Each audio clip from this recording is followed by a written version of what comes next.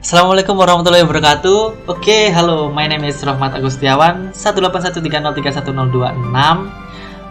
Jadi pada kali ini kita akan membahas mengenai LKM final, yaitu LKM 12 mengenai rekayasa genetika. Nah, langsung saja di dalam LKM 12 ini kita disuruh mengidentifikasi sebuah artikel atau jurnal yang berhubungan dengan tentunya dengan rekayasa genetika yang berjudul Vesicular Antibodies for Immunotherapy: The Blooming Intersection of Nanotechnology and Bio-Nanotechnology. Jadi interseksi dari nanoteknologi dan bioteknologi. Bio digabungkan dengan nano. Interseksinya di mana? Kayak gitulah intinya. Aduh, seru banget. Nah, tentu kalian bertanya-tanya kenapa kok kayaknya diambil dalam waktu yang sama gitu ya. Ya, emang diambil dalam waktu yang sama kayak gitu. Kalau kalian paham, if you know you know.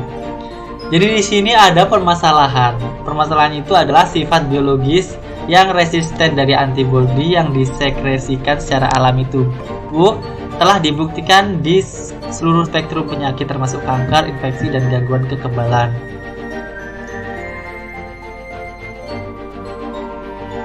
Jadi intinya antibodi yang disekresikan itu udah diidentifikasi,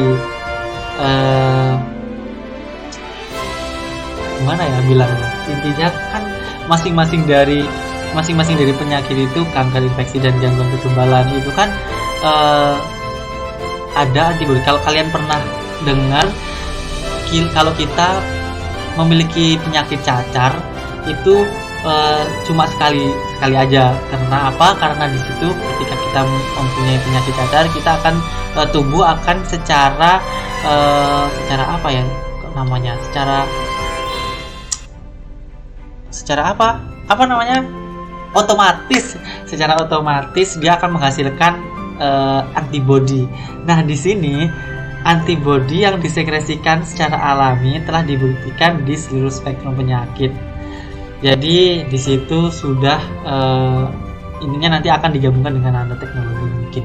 Saat ini untuk teori-teorinya, dengan terobosan dari teknik hybridoma untuk produksi antibodi monoklonal asli telah terbukti dengan bioterapeutik terhadap spektrum penyakit termasuk kanker. Jadi teknik yang digunakan itu adalah teknik bioteknologi. Jadi karena di sini ada spektrumnya, spektrum itu berhubungan langsung dengan ini nanoteknologi, dan untuk teknik monoklonal MABS-nya itu dia termasuk dalam bioteknologi.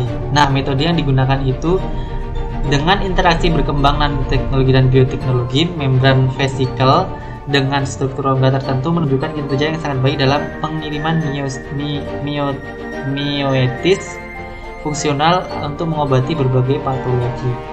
Jadi kemungkinan besar kan kalau antibodi itu kan biasanya bersifat spesifik. Nah, kalau di sini jika digabungkan dengan teknologi antara nanoteknologi dengan bioteknologi, itu nanti akan kemungkinan besar akan bisa dihasilkan antibodi yang bersifat relatif lebih universal seperti itu. Nah, hasil dan pembahasan MV itu adalah membran vesikel sebagai mediator yang berpengaruh pada fisiologi dan patologi telah langsung digunakan untuk memberi nanopartikel dengan kemampuan interfacing yang ditingkatkan atau bertindak sebagai platform nano yang luar biasa untuk penahan motif fungsional. Di sini kata kuncinya adalah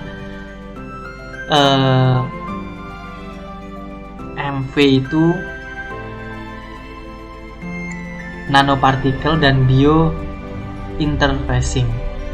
Jadi nanopartikel itu dia akan nanopartikel itu sebenarnya kan tidak memiliki bio-interfacing, tapi karena ada MV sebagai mediator, dia bisa memiliki kemampuan tersebut.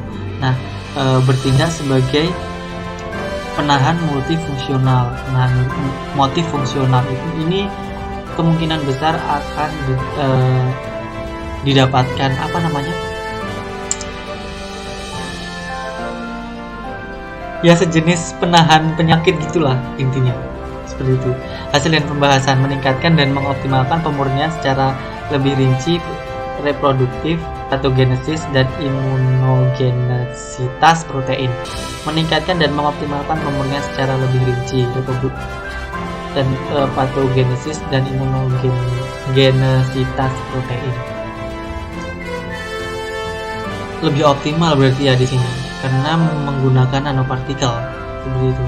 Kesimpulannya, pendirian dari VAS generasi berikutnya dengan spesifitas dan efisiensi tinggi dengan menggunakan sel bawaan seperti sel induk berpotensi menjemuk diinduksi IPS atau mesenchymal stem cell (MSCS) secara signifikan akan memperluas aplikasi praktisnya dalam imunoterapi yang ditargetkan secara tepat di masa depan. Jadi di sini target utamanya itu sebenarnya tadi untuk imunoterapi. Sorry ya udah capek.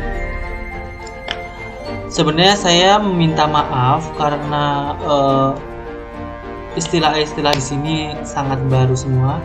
Namun tujuan dari esai itu sangat jelas di sini, yaitu esai ini membahas tentang penggabungan antara nanoteknologi dengan bioteknologi untuk menghasilkan pengoptimalan ini imunogenesitas dari protein itu. Ya, terima kasih telah menonton, terima kasih sudah menyimak. Kalau misalkan ada yang salah silahkan komentar. Terima kasih banyak. Assalamualaikum warahmatullahi wabarakatuh.